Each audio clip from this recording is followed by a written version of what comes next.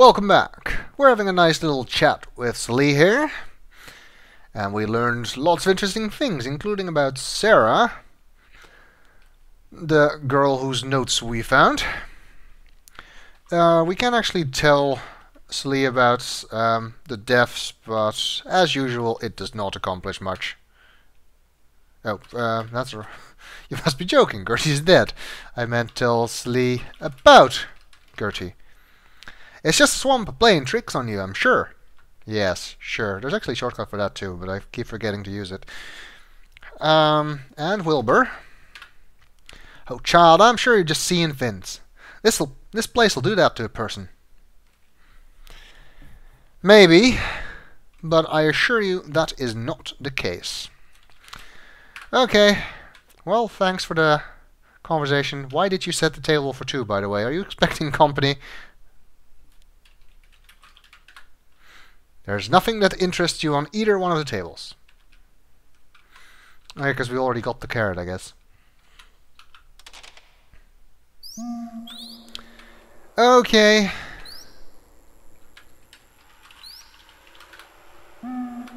I guess not. Let's move on. Well, we're here at the northeast side of the house. That lamp gives quite a lot of light, doesn't it? Beauregard is back in his doghouse. Oh, there's nothing we need to do here. Ooh. Out the back, a garden path encircles a small statue, then continues on through a lovely rose arbor. That looks kind of out of place for this gloomy old mansion. That statue, is that a satyr? This is an exquisite statue of a dancing satyr. It is.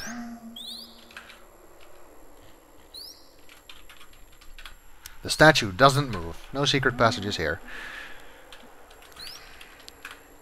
There are two garden benches here. You don't feel like sitting around.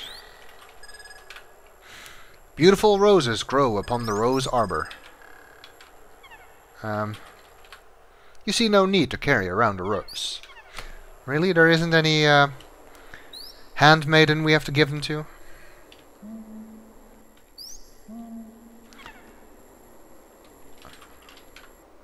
Oh, okay. I don't know. Let's check what's at the end of the path.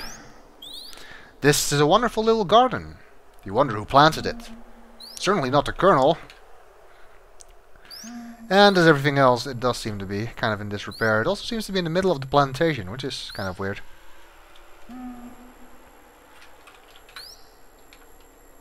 Nothing really we can look at here. Roses surround the little heart-shaped garden. There are two garden benches here. There are also some other flowers because they're yellow, I guess. And these don't look like rose bushes to me. Oh well, nothing here as far as I can tell. Does make you wonder about the history of this place.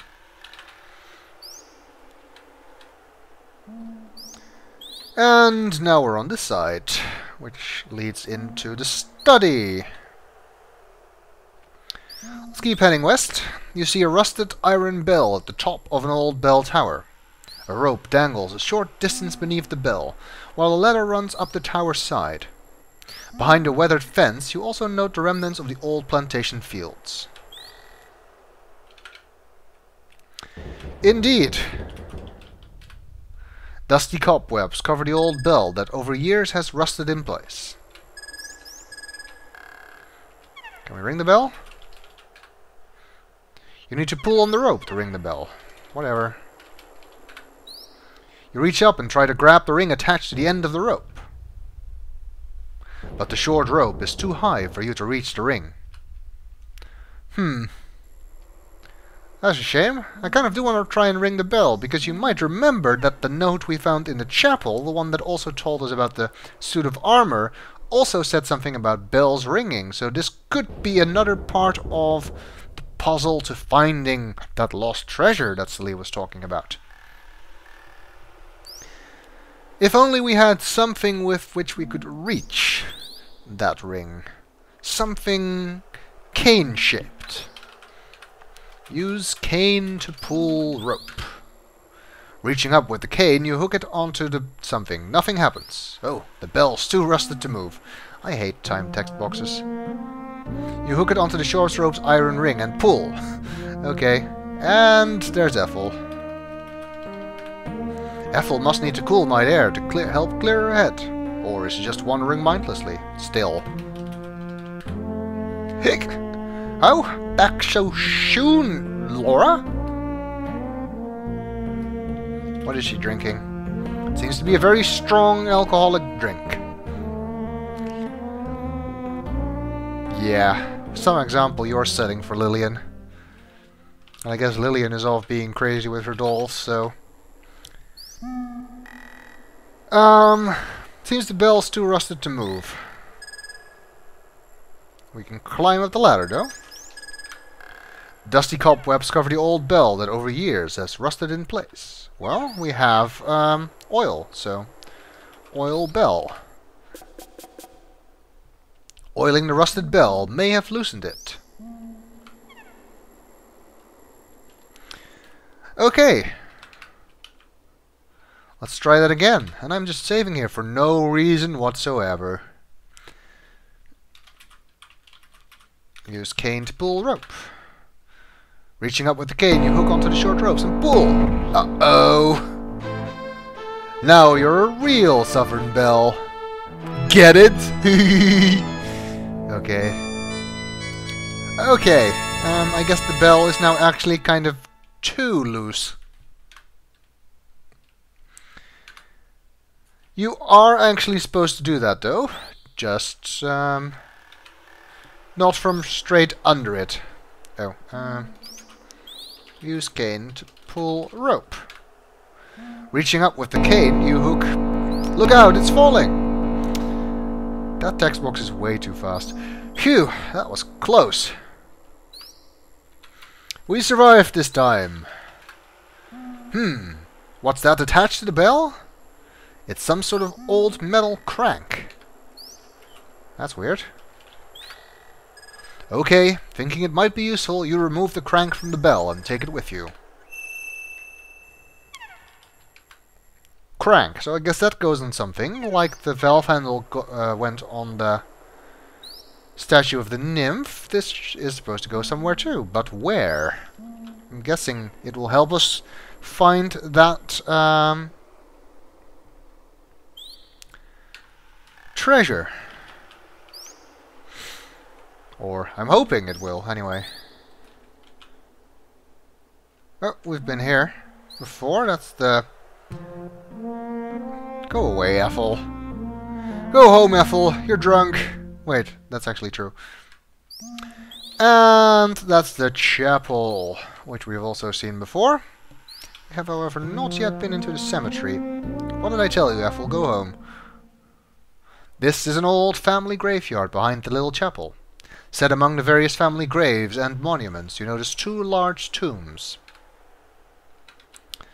Well, it's not exactly cemetery from New Orleans, but, well, what did you expect? There's actually something you can see here sometimes. Of course, no, it's not going to happen. Come on! There we go! That looks like a wisp of mist from the bayou. Yeah, sure. It's the ghost of Sarah, as Celie was talking about.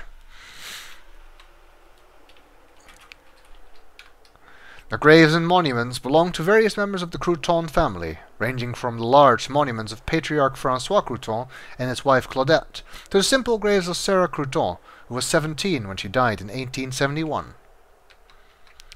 I'm hoping that finding this treasure isn't going to involve digging up graves. Had quite enough of that in the King's Quest games.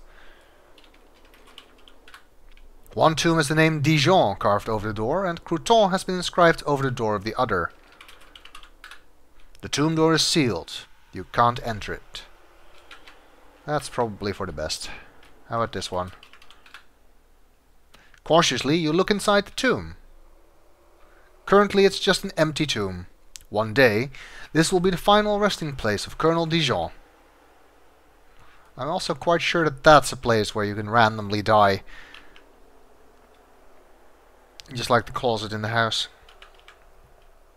Not this time, though. Okay. Nothing else we can do with the cemetery for now, nor the chapel.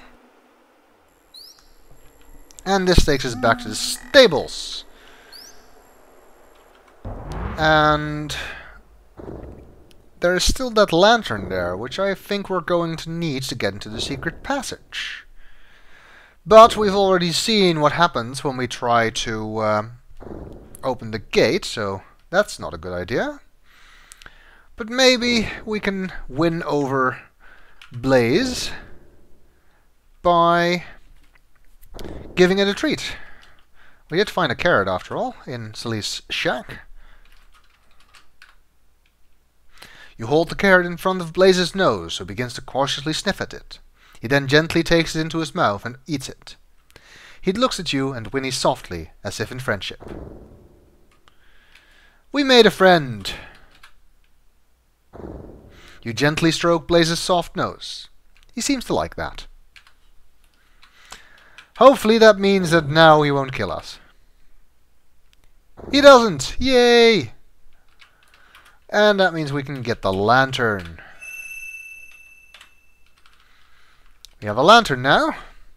Doesn't look like it's lit, however. Light the lantern. You don't have any matches. Which means that even though we have a lantern now, we still cannot go into the secret passage in the hedge garden. Which is annoying. However, I'm sure we'll find matches at some point. Also, Laura closes the gate by herself. That is entirely automatic.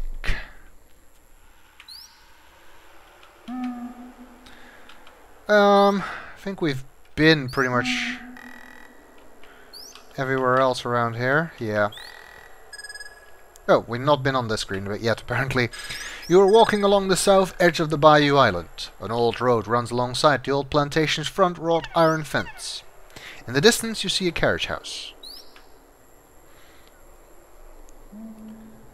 Not much else here, though. You're at the south edge of the Bayou Island. An old road runs alongside the old plantation's front wrought iron fence. From here you can see the west edge of the main circular driveway. You are standing at the west side of the circular gravel driveway, leading to the old plantation house. And it seems like to the north here is the little shack that Lillian was in. For now, though, let's go back inside. Go through the front door.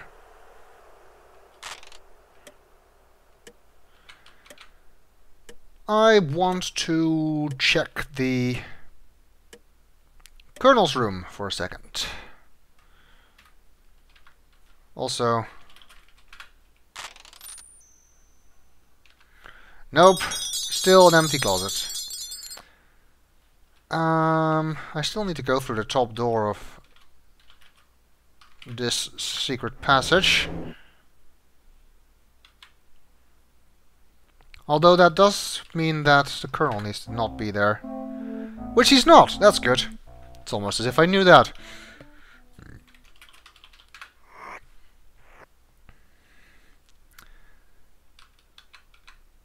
Wait, it didn't say it closed behind me, so apparently I had already done that before. Okay. Well, room's empty. The one thing that's important to do when the Colonel's not here is use the elevator, which he would not let us do when we were here.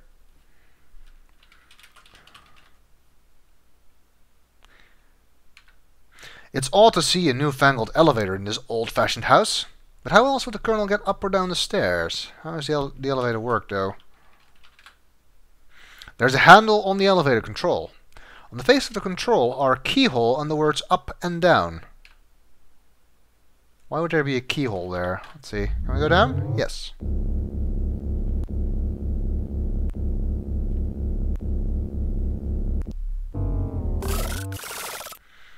Well, now we're back down here. Jeeves hasn't cleaned up the feathers yet, which he will do at some point. Sometimes you just see him coming by and cleaning up evidence, basically. Can we go further down? Is there a secret basement? Nope. Let's go back up. Okay. Well, there may not be a secret basement. We know there is an attic, and we also know that that was locked from the inside, so... Let's go up. You firmly push the handle, but the darn elevator won't move. So we can't go further up. But then how do you get into the attic? Is there a key for that door? Or there's a keyhole on the controls.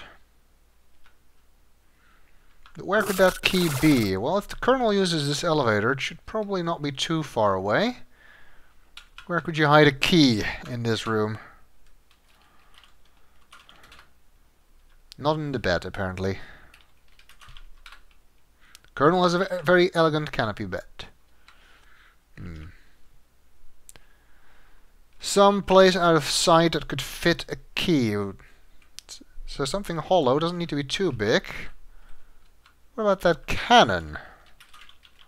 We spotted it before, a miniature replica of a cannon from the Spanish-American War, rendered in pewter and wood. In the cannon, you see a tarnished brass key hidden inside the barrel of the cannon. Ooh! You remove the key from the barrel of the cannon and take it with you. You cannot do that if the Colonel's in the room. He will not let you take the key.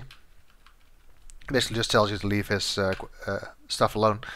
There we have a brass key.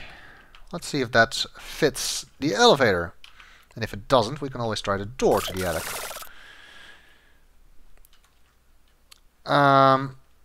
Use key on controls.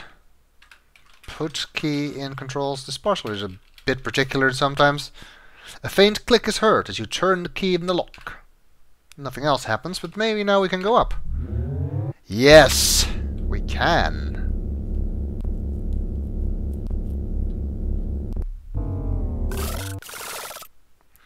What a dark and creepy attic.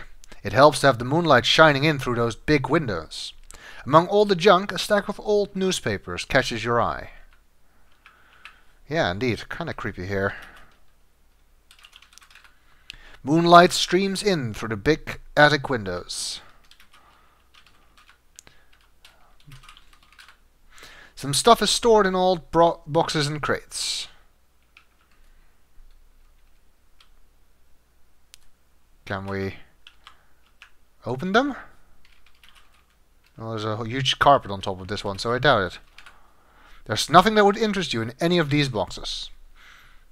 Laura is apparently psychic. You could know that. The newspapers were interesting, though, apparently. This seems to be an old stack of 1890s editions of the Times-Democrat. As you look through them, an October 18th, 1898 edition catches your interest. You begin reading.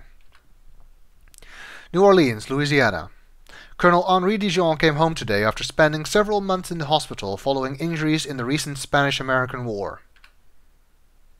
Colonel Dijon took several bullets to the pelvic and shoulder areas as he attempted to carry a seriously injured fellow soldier to safety. Incredibly, though injured himself, he managed to make it safely behind American lines. Colonel Dijon was duly decorated and discharged with honor by the U.S. Army. New Orleans welcomes home a true American war hero. Is that why the Colonel's in a wheelchair, you wonder? Well, we know he can walk, so... I guess that's why he was injured, though. The Colonel was a war hero. Who the funk? Anything else in this attic? It is dark back here in the attic. The moonlight from the large windows doesn't light this part of the attic very well. Through the gloom you can see piles of uninteresting boxes and old junk. However, there's an old trunk that does interest you. Yeah, so nothing of the boxes is of interest except for that trunk in the corner there. Some stuff is stored in old boxes and crates. There's also some cobwebs here. You see nothing special. Okay. Let's check out the trunk then. The trunk is open and you see old army clothes strewn about. Peering into the open trunk, you see old army clothing and various paraphernalia. This must be where the colonel keeps his old army gear. Lying on top of everything else, you notice a large officer's cape, a pair of leather gloves, a colonel's hat, and an old pair of army boots. Let's look at all of those things. The cape is the type worn by an army officer of 30 years ago.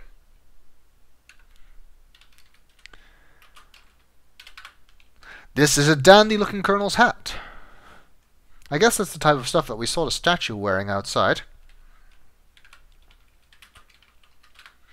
Even though the leather gloves are cracked and worn, they still look very sturdy. And finally some boots. This is a pair of large old army boots. You notice an insignia on the boot heels. Really? You see an insignia of an eagle on the heels of the army boots. That might be important. Possibly.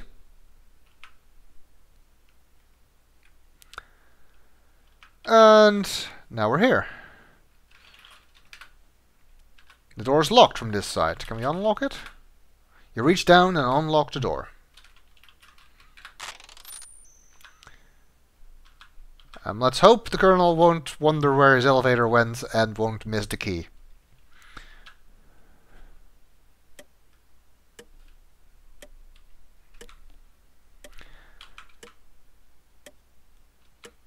I'm wondering, is Gloria still in the billiards room? She is! And also in the billiards room is Act 4, where it is now 10 p.m. And we will start with Act 4 in the next video.